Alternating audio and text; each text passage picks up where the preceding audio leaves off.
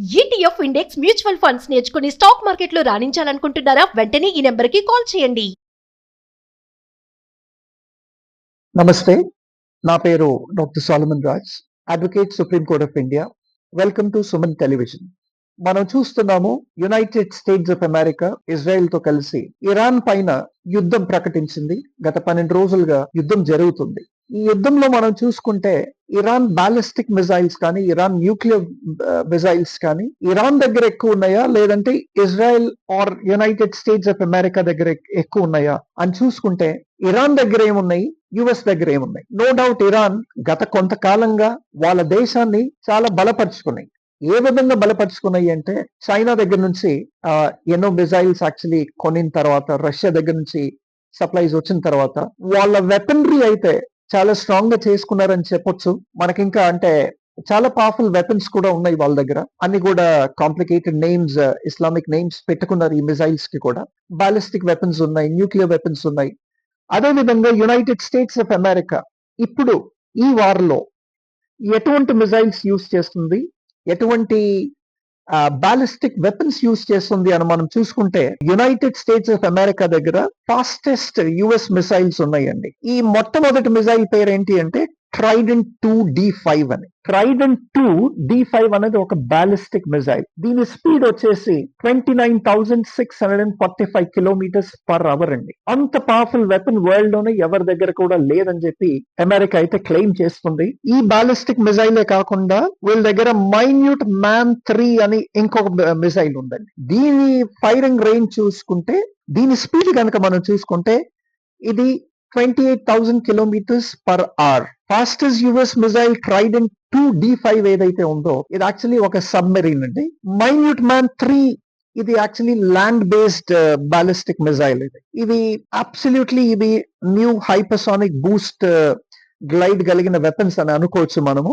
వీటిని వీళ్ళు ఇంకా అంటే కొన్ని డెవలప్మెంట్ లో కూడా ఉన్నాయి. హైపర్సానిక్ బూస్ట్ గ్లైడ్ వెపన్స్ ఏవైతే అమెరికా తయారు చేస్తుందో ఇంకా తయారీలో ఉన్నాయి. రీసెర్చ్ అయిపోయింది. దాని తర్వాత they are actually under construction of and development of this hypersonic boost glide weapons అని చెప్పుకోవచ్చు. ట్రైడెంట్ 2D5 అన్నది అది one of the fastest operation missile. ఇది వచ్చి అమెరికా దగ్గర ఉంది. ఇప్పుడు అమెరికా ఈ వార్లో ఇది యూస్ చేయొచ్చు అని చెప్పి కూడా మనం చూస్తున్నాం. ఇది కాకుండా హైపర్సానిక్ మిసైల్స్ ఉన్నాయి. హైపర్సానిక్ మిసైల్స్ వచ్చేసి AGM-183 ARRW అని. ఇది వచ్చేసి దీన్ని LRHW కూడా అంటారు. LRHW అంటే ఏంటి అంటే లాంగ్ రేంజ్ హైపర్సానిక్ వెపన్స్ అన్నమాట. అంటే చాలా ఎక్కువ రేంజ్ లో ఫైర్ చేసి ఆ డెస్టినేషన్ ని రీచ్ అయ్యి అక్కడ బ్లాస్ట్ చేయగలిగే వెపన్ వచ్చేసి LRHW.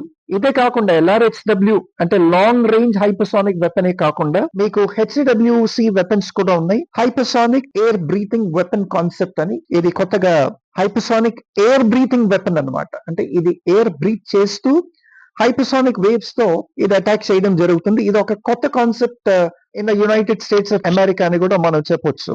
సో ఈ వెపన్స్ అయితే యుఎస్ దగ్గర ఉన్నాయండి. కానీ ఇరాన్ దగ్గర ఏమున్నాయి, ఇరాన్ దేంట్లో పవర్ఫుల్ అని చెప్పి కూడా చూసుకుంటే, ఇరాన్ దగ్గర కూడా న్యూక్లియర్ వెపన్స్ ఉన్నాయి, ఇరాన్ దగ్గర కూడా బాలిస్టిక్ వెపన్స్ ఉన్నాయి, ఇరాన్ దగ్గర కూడా డ్రోన్ వెపన్స్ ఉన్నాయి. సో ఇరాన్ ఏం తక్కువ కాదని చెప్పి ఇరాన్ కూడా అంటుంది. అదే విధంగా చైనా, రష్యా వెపన్స్ కూడా. China has got the fastest and the latest technology. ఈ టెక్నాలజికల్ బాలిస్టిక్ వెపన్స్ చైనా దగ్గర కూడా ఉన్నాయి, న్యూక్లియర్ వెపన్స్ చైనా దగ్గర కూడా ఉన్నాయి. సో వీళ్ళైతే ఇరాన్ కి మద్దతు ఇవ్వడం జరుగుతుంది. వీటిలో ఎవరు గెలుస్తారు, లేదంటే ఇది ఒక సీజ్ ఫైర్ కి వస్తుందా, లేదంటే ముందు ఒక వరల్డ్ వార్ కి ఇది దారి తీస్తుందా అని చెప్పి కూడా మనం చూసుకోవాలి. అదే కాకుండా ఇరాన్ చిన్న కంట్రీ అయినప్పటికీ ఇరాన్ పవర్ ఏంటి, ఇరాన్ ఎందుకు తగ్గట్లేదు, ఇరాన్ ఎందుకు అంత పెద్ద దేశాలతో, అంత పవర్ఫుల్ దేశాలతో. మనం యాక్చువల్లీ ఇజ్రాయెల్ తీసుకుంటే, ఇజ్రాయెల్ దగ్గర ఉన్న డోమ్ వెపన్స్ ఏవైతే ఉన్నాయో వరల్డ్ లో ఎవరి దగ్గర కూడా లేవని మనం అంతకుముందు కూడా చూసాము. సో ఇజ్రాయెల్ పైన అటాక్ చేయటం కానీ, ఇజ్రాయెల్ ని గెలవటం కానీ అసాధ్యం అని చెప్పి కూడా చాలా కంట్రీస్ అనుకుంటూ ఉంటాయి.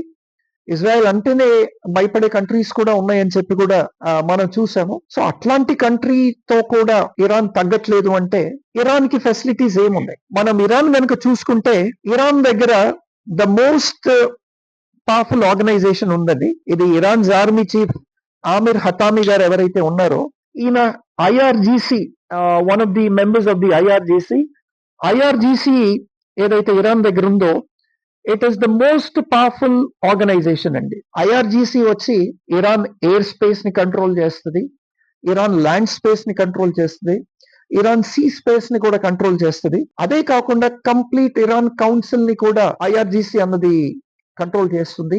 ఐఆర్జిసి మెయిన్ డ్యూటీ ఏంటి అంటే to protect the political strategy of Iran and to give protection and security to all the political leaders of Iran. IRGC అన్నది చాలా చాలా పవర్ఫుల్ ఆర్గనైజేషన్ అనే మనం చెప్పుకోవచ్చు.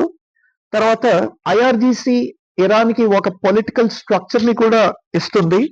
అదే విధంగా ఐఆర్జిసి ఇరాన్ ఎయిర్ స్పేస్ ని కంట్రోల్ చేయటమే కాకుండా ల్యాండ్ స్పేసెస్ ని కంట్రోల్ చేయటమే కాకుండా డ్రోన్ ఆర్సెనల్స్ ని కూడా డిజైన్ చేస్తుంది. ఐఆర్జిసి మొత్తంగా చూసుకుంటే మనం ఇరాన్ కి ఒక బ్యాక్ బోన్ అనే మనం చెప్పుకోవచ్చు. తర్వాత అంతకుముందు తెహ్రాన్ లో లాంచ్ చేసిన బాలిస్టిక్ మిజైల్స్ ఏవైతే ఉన్నాయో ఇవి under the guidelines of IRGC అని కూడా మనం యాక్చువల్లీ చెప్పుకోవచ్చు. ఐఆర్జిసి అంటే the Islamic Revolutionary Guard Corps, Islamic Revolutionary Guard Corps అని.